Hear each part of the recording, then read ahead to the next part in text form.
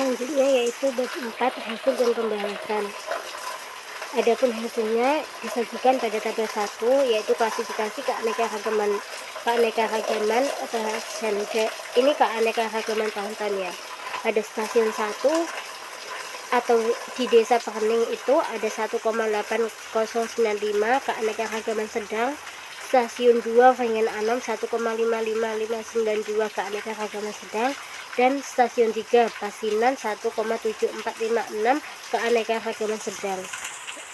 Selanjutnya ada tabel 2 klasifikasi tingkat pencemaran air Sungai Berantas, yaitu stasiun 1 Pekening 1,8095 tercemar sedang, stasiun 2 Wengen Anom 1,55592 tercemar sedang, dan Pasinan 1,7456 tercemar sedang. Lalu ada tabel 3 jumlah individu, spesies, dan indeks keanekaragaman plankton pada titik lokasi stasiun pengambilan sampel di Sungai Berantas.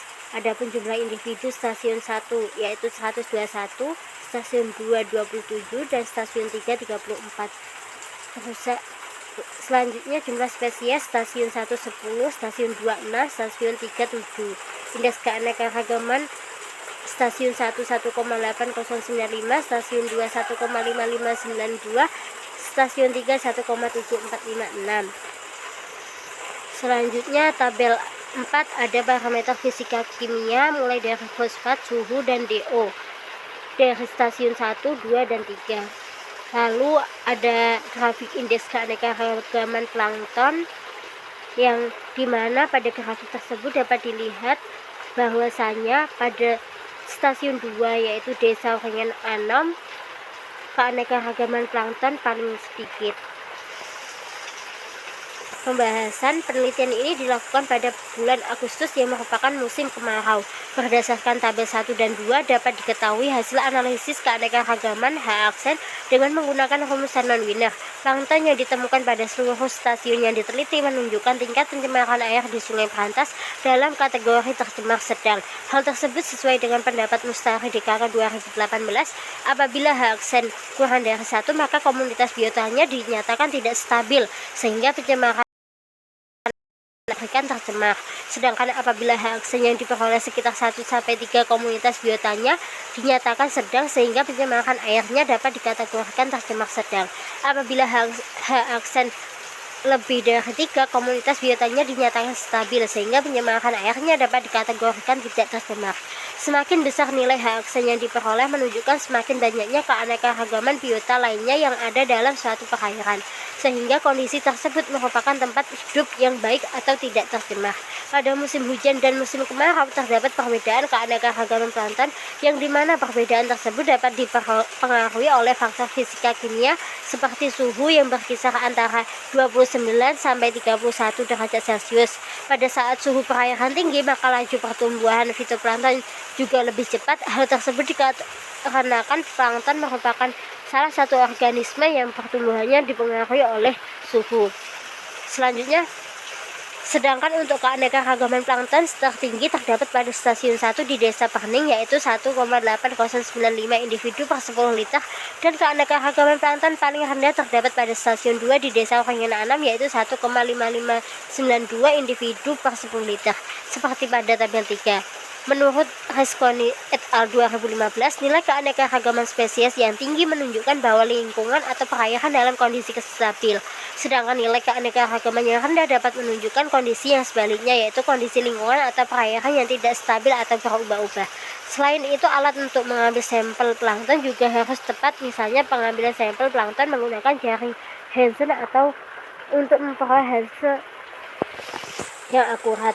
Pada saat ini jaring Hansen dikenal dengan sebutan planktonet yang berfungsi sebagai penyaring yang menyumbat plankton. Tingkat penyumbatan bergantung pada kerapatan plankton dan ukuran das pada jaring.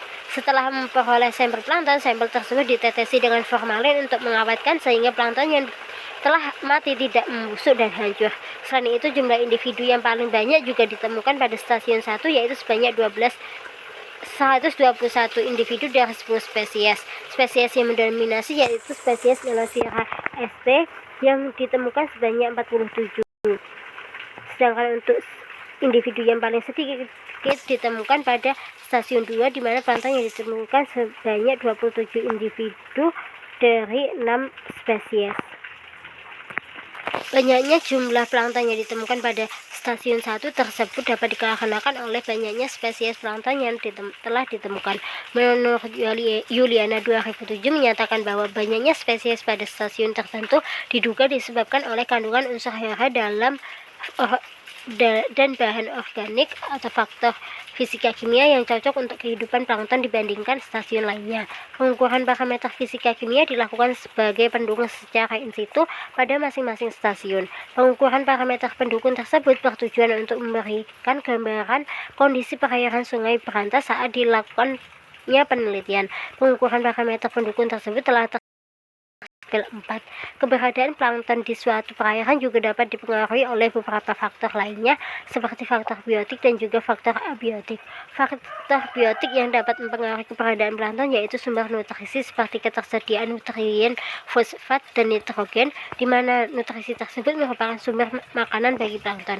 Sedangkan untuk faktor abiotik merupakan faktor seperti fisika kimia air seperti pH, DO, CO2, BOD, serta suhu. Pada penelitian ini parameter fisika kimia yang digunakan ada 3, yaitu suhu, fosfat, dan DO. Plankton pada stasiun 1 dan 3 didominasi oleh spesies Melothera sp, kelas Bacillariophyceae, sesuai dengan pendapat Sarniarti yang menyatakan bahwa spesies Melothera sp merupakan organisme perairan yang memiliki kemampuan adaptasi yang cukup tinggi meskipun terjadi perubahan lingkungan. Spesies Melothera sp juga memiliki produktivitas yang tinggi sehingga dapat berpengaruh terhadap tingkat kepadatan spesies tersebut pada stasiun 1 dan stasiun 3. Melothera sp memiliki ciri-ciri seperti berbentuk dan diatur dalam filamen sel silinder serta memiliki dinding sel yang kasar. Sedangkan menurut identifikasi Melothera sp dengan menggunakan buku identifikasi karangan Seredic dan Manilin, Melothera sp merupakan organisme mikroskopis yang dimana sel-selnya berkelompok membentuk filamen untai seperti pita. Filamen tersebut terkadang dapat tumbuh dan terlihat secara massal. Melothera sp memiliki kloroplas dengan warna yang bermacam-macam. Di antaranya ada yang berwarna hijau pucat, emas kecoklatan, kemerah-merahan, dan kebiruan.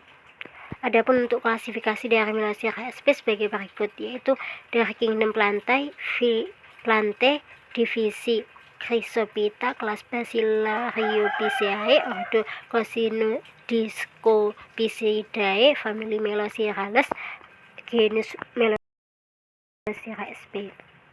Keanekaragaman plankton jenis fitoplankton pada penelitian ini dari 3 stasiun lebih banyak ditemukan daripada keanekaragaman plankton jenis zooplankton. Berdasarkan data yang diperoleh, plankton jenis fitoplankton yang paling banyak ditemukan dari kelas Bacillariophyceae yaitu sebanyak 8 spesies meliputi Navicula rhinosepala, Infusoria, Surilla elegans, Melothera sp, Oscillatoria limosa, Agamellum, Gomponema, dan Senedismus quadricauda sp. Sedangkan untuk plankton jenis zooplankton yang paling banyak ditemukan dari kelas Chlorophyceae yaitu sebanyak 2 spesies meliputi Ulatrix zonata dan Carteri. Menurut Octavia DKK 2015, terdapat 2 faktor utama sebagai penentu dari tingkat pertumbuhan fitoplankton dan keanekaragamannya, yaitu fitoplankton dapat mencapai tingkat pertumbuhan maksimum pada temperatur tertentu dan pada saat mencapai cahaya serta nutrien yang optimum. Selanjutnya bab 5 ada penutup.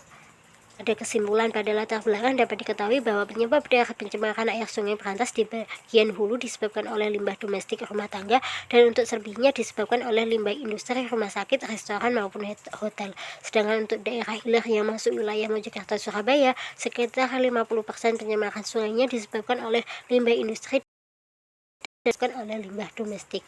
Berdasarkan pembahasan dapat diketahui keanekaragaman plankton yang paling banyak ditemukan di stasiun 1 Desa Bening yaitu sebanyak 121 individu dari 10 spesies. Sedangkan keanekaragaman plankton yang paling sedikit ditemukan pada stasiun 2 Desa Vrengen 6 yaitu sebanyak 27 individu dari 6 spesies. Keanekaragaman plankton tersebut dapat dipengaruhi oleh faktor biotik maupun abiotik. Berdasarkan analisis keanekaragaman plankton yang telah dilakukan, dapat disimpulkan bahwa ketiga stasiun penelitian tersebut sungainya dalam kategori tercemar sedang. Sedangkan pada penelitian selanjutnya disarankan menggunakan parameter fisika kimia yang lebih lengkap serta plankton yang ditemukan diidentifikasi secara morfologi maupun anatomi. Mungkin itu saja dari saya. Sekian dan terima kasih. Kurang lebihnya mohon maaf. Wassalamualaikum warahmatullahi wabarakatuh.